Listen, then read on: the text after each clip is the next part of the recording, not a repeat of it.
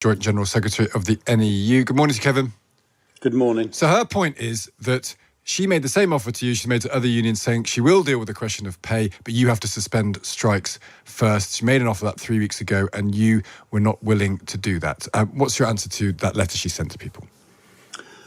We wrote to Nadeem Zahawi in July of last year explaining what this dispute was and seeking to meet.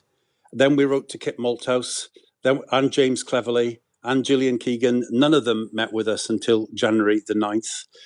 In that meeting on January the 9th with Gillian Keegan, which was on the eve of us announcing our ballot result, she said, "Why don't we wait until we see what your ballot result is?" And that means I don't want to deal with it unless there is a strike. That's what that meant when she said that. On January the 16th, we announced our ballot result and this whole pattern of strike action. So she's had the whole time from January the 16th to meet with us, to make offers to resolve the dispute. We did the same thing in Wales. We have been meeting with ministers in Wales. I've personally been to meet with Jeremy Miles, the Minister for Education in Wales. We've suspended our strike action in Wales today and tomorrow because we've had a new offer and we're consulting members on it. It's Gillian Keegan who's out of step. She just won't sit down and talk with us and make offers to resolve the dispute. But she's saying she has offered. 3 weeks ago, she said to you, come and talk, suspend the strikes. We will deal with the pay issues in that meeting. So there's an undertaking to you that there'll be a pay discussion, and all that she's requesting is that you don't strike at the current period, and you're saying no to that. Now, this is a very new and unusual condition, isn't it?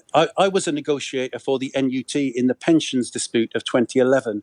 Myself, Chris Keats from NASUWT, Mary Bousted from ATL, we were all negotiating throughout the period and during the strikes. The EIS, the Scottish Teachers Union, has been negotiating with the Scottish Government throughout the strikes. Gillian Keegan is terrified of us calling strikes because she knows we've got parental support. We are using the strikes to create pressure on the government to make a proper offer which helps our children's education. Our members are on strike today actually for the highest motives. They are trying to improve the education of children because they are seeing the disruption that's happening in our schools every day, because special needs support assistants are leaving jobs in schools to go and work in supermarkets because they're not paid well enough.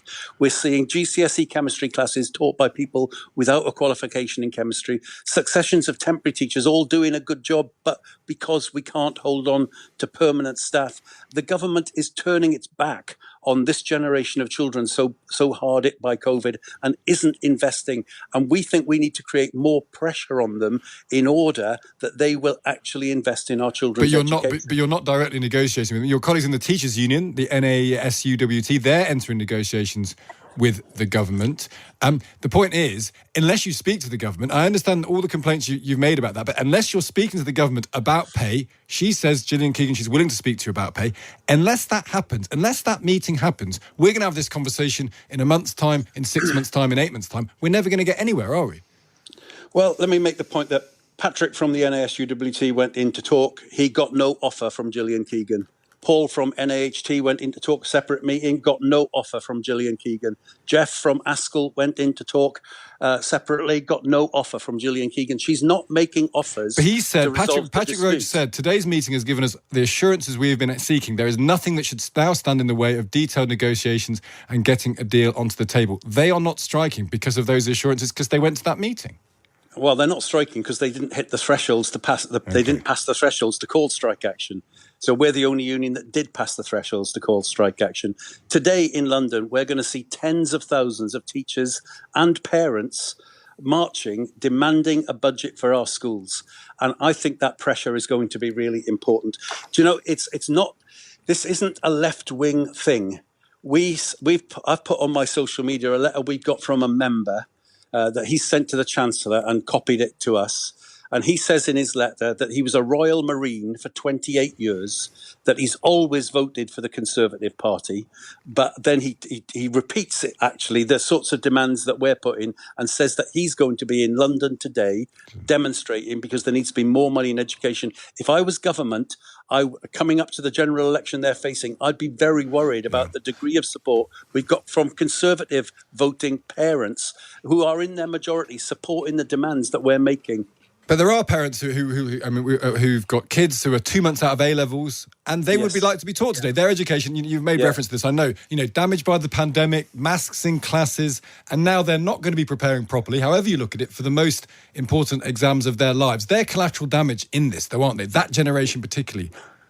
I don't see them as collateral damage because we're actually fighting for that generation of children. But I do sincerely apologise to parents for the disruption to education today and the disruption to their home and their working lives.